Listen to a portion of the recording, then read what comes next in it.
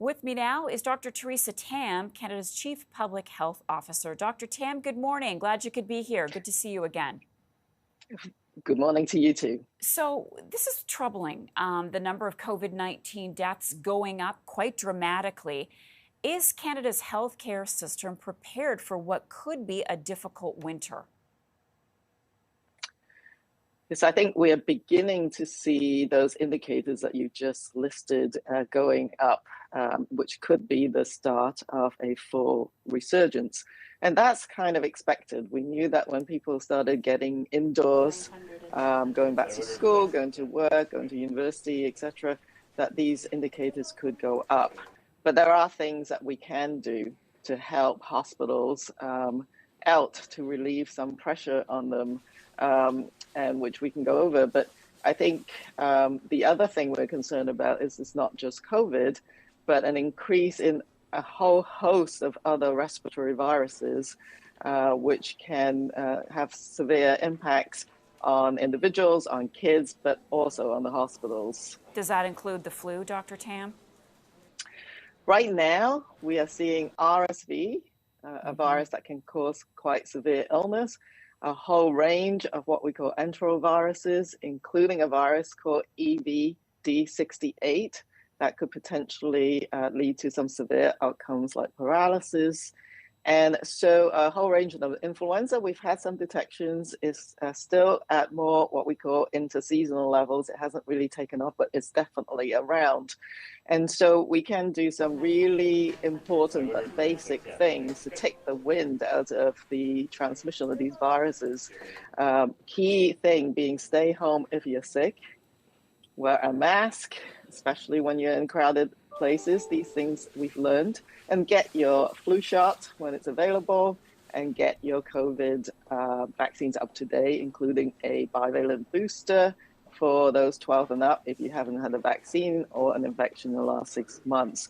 All those things can help dampen the activity of these viruses and relieve our emergency rooms and hospital systems.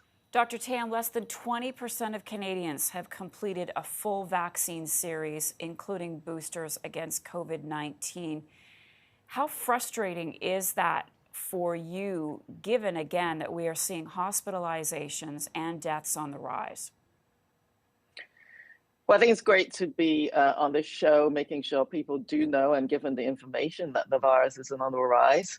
I am really proud that many Canadians have rolled up their sleeves for the initial doses. We just need to do that again because it's not just an impact on individuals and acute illnesses. There's impact on the very pressured health system, but also we're learning more and more about the significant effects of prolonged symptoms of long COVID. Right, and we still don't have a test for long COVID, do we? We don't have specific tests, but it is very real. We are hearing from many, many individuals who have been suffering for months on end after they got their acute infection. We just, together with Statistics Canada and other collaborators, published some results of the first national representative survey of prolonged symptoms over 3 months after the acute infection, what we call post-COVID condition or long COVID. And it indicated that close to 15% of those who got an acute illness or think they got an acute COVID illness still had symptoms over three months since the acute infection. But more importantly, close to half of them were still having symptoms at 1 year, and likely beyond that. They can't go to work. They experience some really significant symptoms like extreme fatigue, can't think clearly, can't multitask, can't do these executive functions, and respiratory symptoms as well. So that's very worrisome. We are trying to understand it more. There's no specific tests at this point, but many scientists here in Canada and around the world are working to try and understand what are the underlying processes in your body that's causing these prolonged symptoms. But again, one of the key things is that we know what to do to try and reduce infections, and there's increasing evidence, although we still have to learn more, that 2 doses of vaccine or more can potentially reduce your risk of these prolonged symptoms. Okay, and on that note, we know that there are new variants out there, Dr. Tam, these subvariants that are circulating. For people who are still on the fence right now about getting another booster, getting the bivalent booster, how much immunity and protection do the current vaccines have against these new variants?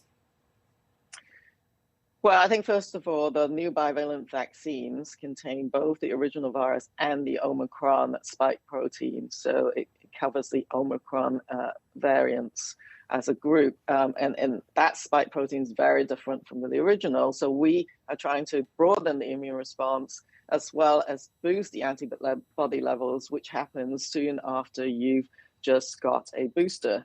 And those are going to increase your protection against Omicron variants. The extent to which these vaccines are going to protect you against the new arrivals is we have to study and monitor it very closely. They are all subvariants of Omicron, descendants of BA5, BA2 viruses, and they are gaining some speed. So far, we don't have any data to suggest they're more serious, but of course, if you get a lot of cases, that could still impact hospitals and our healthcare system quite a bit. At what point, Dr. Tam, would you bring back public health measures? I think at the local level, medical officers are watching activities quite closely. I live in Ottawa, and my local medical officer of health is sounding the signal that there's an escalation in COVID activity, and she is urging people to wear a mask again when you're indoors and with people in a crowded condition. So I think that will be adapted according to local disease activity. And when you hear, the new premier of Alberta saying they will not bring back any restrictions regardless of the number of cases, Dr. Tam, what goes through your mind? Well, I think we've been advising that even if you're not required to layer on these protection, we know that they can work, and individuals, in order to protect themselves and reduce impact on your health system, should try and consider doing that, whether that's required or not. And I think it's great that we have more tools now. We do have these new bivalent updated vaccines. There are some treatments, but the prevention is still the best way forwards. And some of these measures, like wearing a mask and staying home when you're sick, and these basic things, as I said, can reduce transmission of other viruses. And what you don't want is all of these viruses arriving all at once and putting massive pressure on the health system. And I've heard from my colleagues in the pediatric hospitals that right now, emergency rooms, these hospitals are really, really busy. There's long wait times because people are getting all of these viruses all at the same time. And you can dampen all that activity by doing these simple things that we've all learned in the last 2+ years. Dr. Tam, thank you so much. Dr. Theresa Tam is Canada's Chief Public Health Officer. Always appreciate your time with us. Great to be here. Thank you very much.